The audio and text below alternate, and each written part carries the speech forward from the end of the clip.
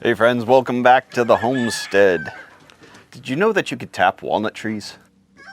So this is a really cool thing that I learned about a couple years back, that black walnut trees are not only very desirable for their wood and the walnuts that they drop, but also for their syrup. We've got a grove of walnut trees up on the top of the hill, and we've been tapping them for the past couple of years. But it is like the perfect time of year to do this right now. We just came through a really cold snap and the temperatures have warmed back up to where they're in the mid 40s, lower 50s during the day, but then they drop below freezing at night. That activates the trees and start pulling moisture up out of the ground through their root systems, collecting all those sugars and sweet things to push up to the limbs. So over the past couple of years, we have learned a couple of things about making this process a little bit easier and a little bit quicker. We've tried a number of containers for our sap, and it seems like these buckets have proven to be the easiest to use. See, what happens is when the temperatures drop down below freezing at night, it'll actually freeze the sap inside the container. We were using milk jugs and some soda bottles and different things. And when the sap would freeze in there, it gets stuck. You couldn't collect it until it warmed up, so we were having to go up a couple times a day and just try to retrieve it. And if it was over full, then it would flow out of it and just make a big mess. So these, even if it freezes in there, you can pull the frozen plug out, drop it into your big bucket, and then boil all that down, or keep it frozen until you have enough to boil down. This is the big hill that we were sledding down earlier when we got that huge dump of snow on us. It's a record snowfall here in Middle Tennessee. We got 8 inches. It wasn't great sledding snow at first, but then after it thawed and then froze a little bit more, and the kids were flying down here. Acorns. Wonder if you can tap oak trees. I reckon you can tap anything. It's just a matter of what flavor you're gonna get and how sweet it's gonna be.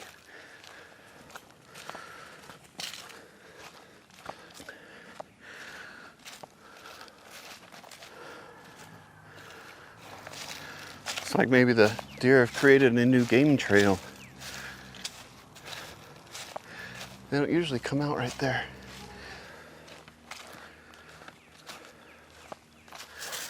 Well, hello, Harvey. Decided to join us today? Glad to see you. I think he needs the exercise just as bad as I do. You're getting kind of fat there, Harvey.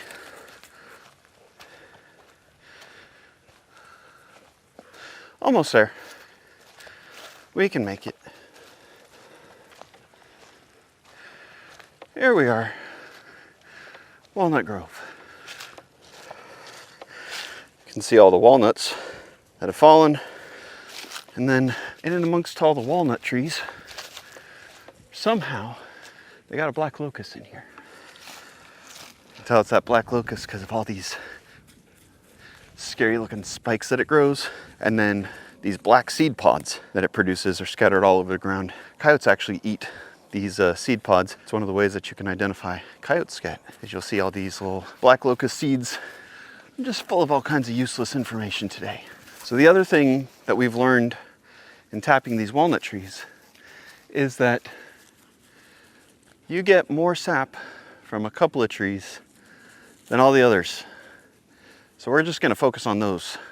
Instead of tapping all of them like we have, just gonna focus on the ones that have proven to produce more than the others in the past. That would first be this tree right here. Now, I'm not sure why some trees just produce more than others. They all look about the same to me, but I guess that's one of those things that that's just a mystery to beginner homesteaders like myself. We'll tap this one and then we'll move on to a couple of the others. I found that further up the hill, we're actually getting more sap. So I can look here and see the other holes that we tapped in the past. And so what we'll do is we'll just move over a little bit. How high do we want it? About right there.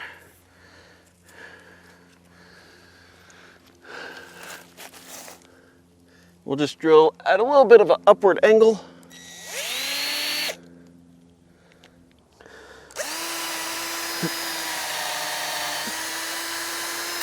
All right, that was pretty easy.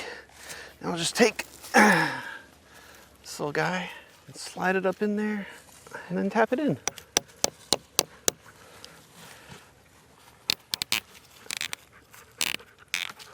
Work out okay.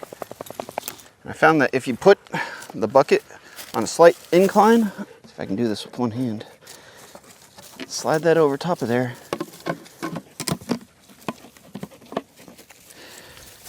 Now, if it rains, that bucket, the water will run off the edge and you won't have to worry about it seeping down through that top hole. It's really that easy. Now we just wait for some sap to run, fill that one up, and let's go do a couple others.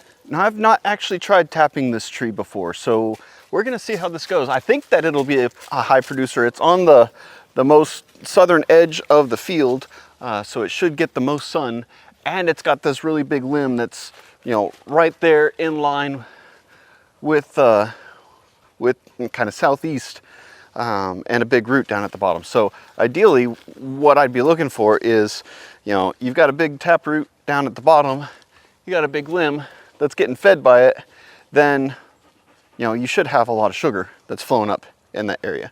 So we'll tap this one and see kind of how it produces. And then I've got one more over there to tap, and that'll be all that we're doing. And then we'll just come up here every day and bring like a 5-gallon bucket and dump all these into it, and then let them continue to run.